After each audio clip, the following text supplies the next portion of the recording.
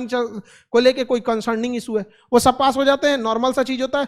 मुश्किल से मान के चलिए इंग्लिश क्वालिफाइंग के लिए आप 3 क्लास 1 हफ्ता ले लीजिए, उसके लिए भी आपको बहुत ज्यादा का टेंशन नहीं है। यानी आपको पीटी के लिए किस पे ध्यान देना है? सीसेट।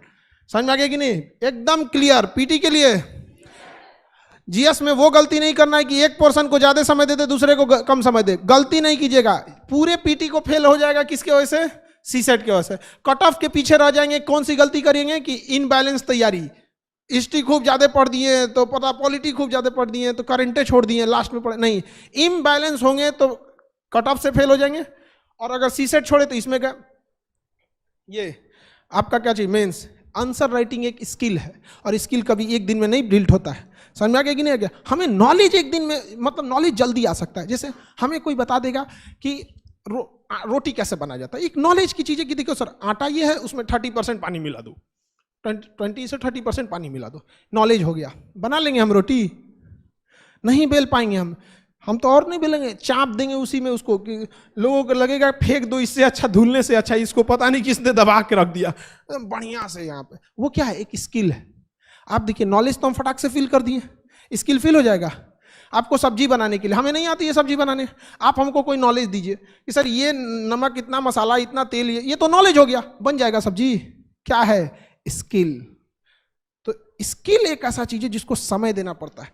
कुछ चीजें आपको समय से ही सीखेंगे। तो डे 1 से मेंस में जिस लड़के ने कॉपी लिखना नहीं चालू किया, कॉपी भरना नहीं चालू किया, अभी से लिख के देते हैं फेल होगा। अभी से लिख के देते हैं, कोई मतलब, अभी आप लोग युवा अवस्था में ना, आपका कॉन्फिडेंस आपको बर्बाद कर देता है।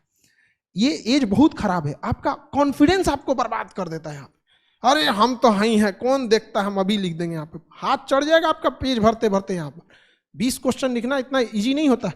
और यकीन मानिए अगर आपने पूरे क्वेश्चन लिख दिए हैं ना, तो पास होने की संभावना आपकी 20% ऐसे ही बढ़ जाती है।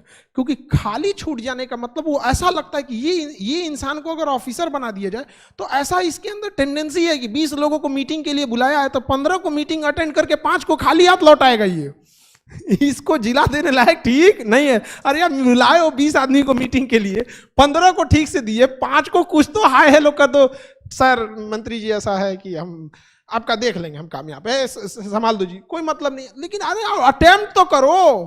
खुला खाली छोड़ दिए अगर ना, जान ले लेगा यूपीएससी। आपको देखना नहीं चाहता है इसे। यूपीएससी की ये खराबी है, दुश्मनी भी करता है, बताता भी नहीं है, कहता भी नहीं है कि खाली छोड़ना हमको पसंद नहीं है। अब बताओ कैसे लिखोगे? 20 क्वेश्चन लिख देना खिलवाड़ है नहीं ना? तो स्किल्ड है ये। क्या है? स्किल। आपका मेंस एग्जाम आने से पहले आपकी राइटिंग स्किल अगर क्लियर हो गई तो प्रीटी और मेंस के बीच में इतना टाइम देता है कि आप नॉलेज भर सकते हैं। समझ में आ गया कि नहीं आ गया? नॉलेज भर सकते हैं कि नहीं भर सकते? खाना बनाने वाले को एक नया कोई डिश बनाने को दीजिए ना, 2 दिन में बना देगा। और हम लोग 2 दिन में तो आटे सानना सीख जाएंगे। खैर सानना तो इजी चीज होता है, बनाना तो टफ होता है। तो समझ में आ रहा है कि नहीं? सिंपल सिंपल गलती, कौन लड़का ये गलती नहीं करता है?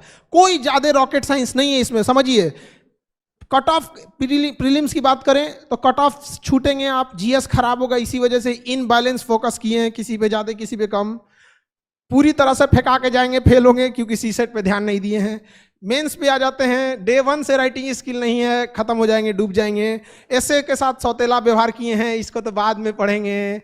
निबंध के साथ सौतेला व्यवहार किए, इसको एथिक्स के साथ इसको तो बाद में पढ़ेंगे। गया आपका काम से खत्म। अब आप तैयारी कीजिए अपने घर वालों को ये बताने के लिए कि मेंस में ठीक गया था, तब ये ठीक नहीं थी, 4-5 नंबर से पीछे रह गए हैं। यहाँ पे वही बात इंटरव्यू की, तो उसके लिए टेंशन नहीं लीजिए।